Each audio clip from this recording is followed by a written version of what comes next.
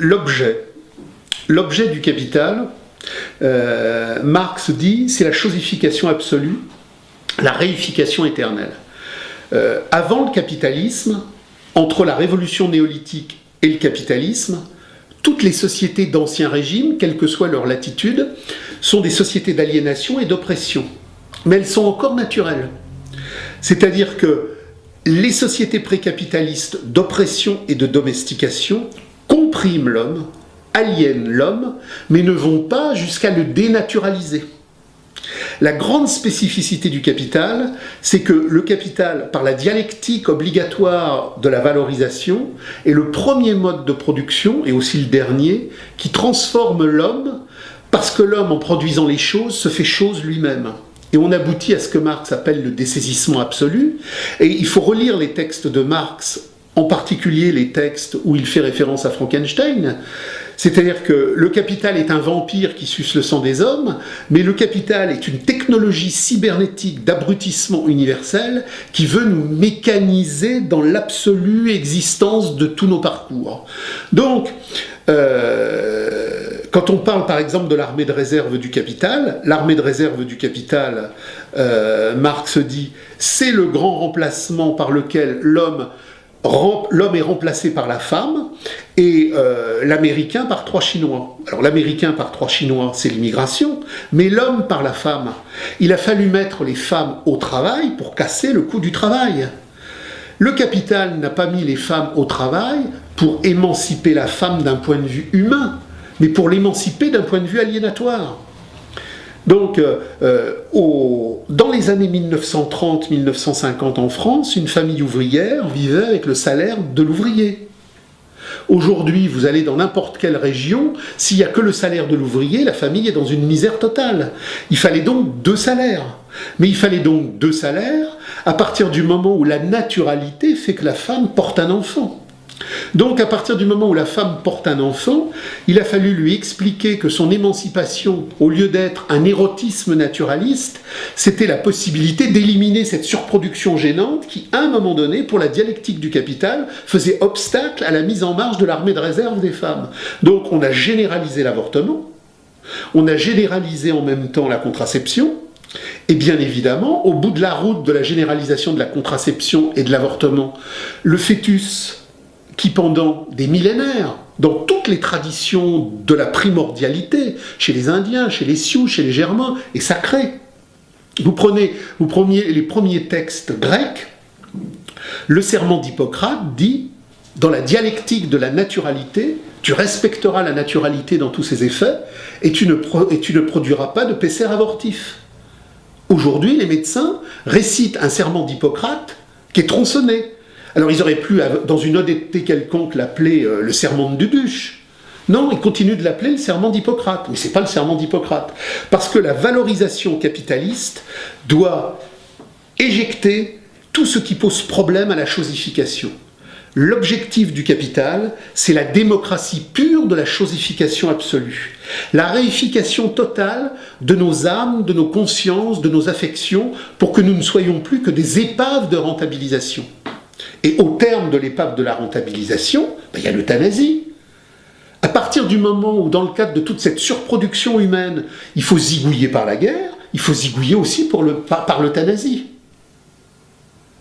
Pour le capital, que Vincent Lambert soit dans une situation dite végétative. Végétative, ça ne veut pas dire légumes. Hein. Que Vincent Lambert soit dans une situation où il l'est, c'est une situation improductive. Il doit donc être liquidé.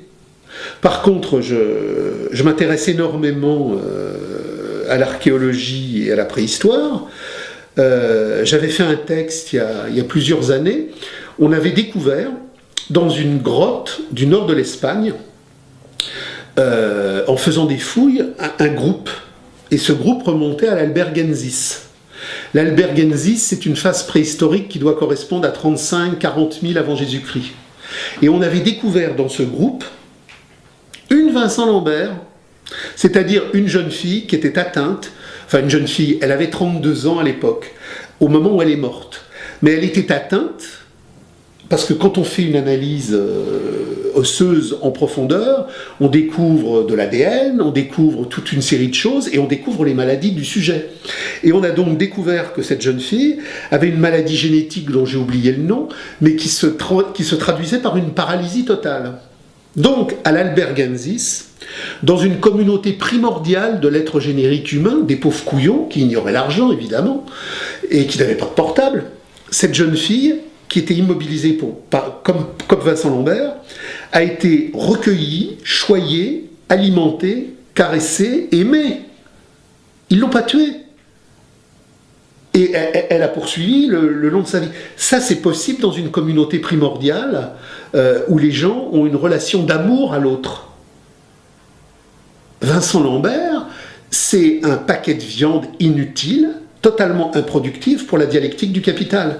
Mais c'est là où, si vous voulez, les gens qui se battent contre l'euthanasie, qui se battent contre la PMA, qui se battent contre la GPA, sur la base du « on ne peut pas laisser faire ça », mais sans le comprendre sur une base insurrectionnelle, radicale, n'ont rien compris. L'euthanasie sera généralisée. La PMA sera généralisée. Le TAFTA sera généralisé.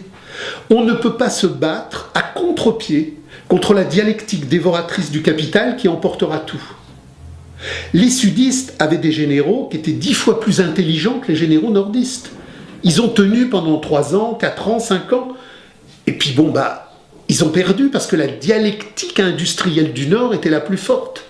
Napoléon aurait très bien pu gagner en 1815 à Waterloo. Il s'en est fallu de peu. Mais s'il avait gagné à Waterloo, il perdait 3 mois après, parce que dans le rapport de force, la dialectique des forces productives était la plus forte. À la Seconde Guerre mondiale, l'Allemagne a terminé avec le Messerschmitt 262, qui était le premier avion à réaction au monde. Elle avait les meilleurs tanks, elle avait les meilleurs armements. Mais la dialectique des forces productives mondiales, du pétrole américain et de la production américaine, sur les plages de Normandie, pour qu'un Sherman arrive à flinguer un Panther, il fallait au moins sacrifier 4 Sherman. Mais ils s'en foutaient. Il y avait 10 000 Sherman, 20 000 Sherman, 30 000 Sherman. Donc ce qu'il faut bien comprendre, c'est que l'histoire ne repasse pas les plats. Et toutes les formes passées qui nous rattachaient encore un peu d'humanité vont disparaître. Donc, que faire ? Surtout ne pas se battre pour restaurer un passé qui est mort, parce que le capital dévorera tout, mais se battre sur une ligne intransigeante d'ontologie radicale en disant, et j'y reviens tout à l'heure, puisque notre ennemi, c'est pas la finance, notre ennemi, c'est pas l'usure, notre ennemi, c'est la marchandise, notre ennemi, c'est l'argent. Et là, il y a eu tout un débat dans la première internationale entre Proudhon et Marx, et le grand débat entre Proudhon et Marx qui déjà préfigurait tous les groupes radicaux qui seraient anti-bolcheviques, anticapitalistes d'État. Il y a un abîme entre Marx et Lénine, parce que Marx, c'est justement l'anti-Lénine, c'est l'anticapitalisme d'État bolchevique, mais en même temps, c'est la récusation totale du proudhonisme. Et aujourd'hui, tout le monde est proudhonien.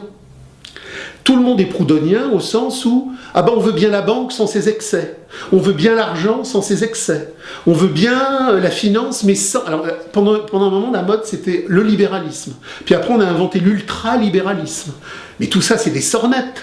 La critique radicale de l'économie politique dans l'ontologie subversive, extrémiste de toute l'histoire de l'intelligence humaine, c'est qu'on ne peut pas maîtriser l'argent, ou on détruit l'argent, ou l'argent nous détruit.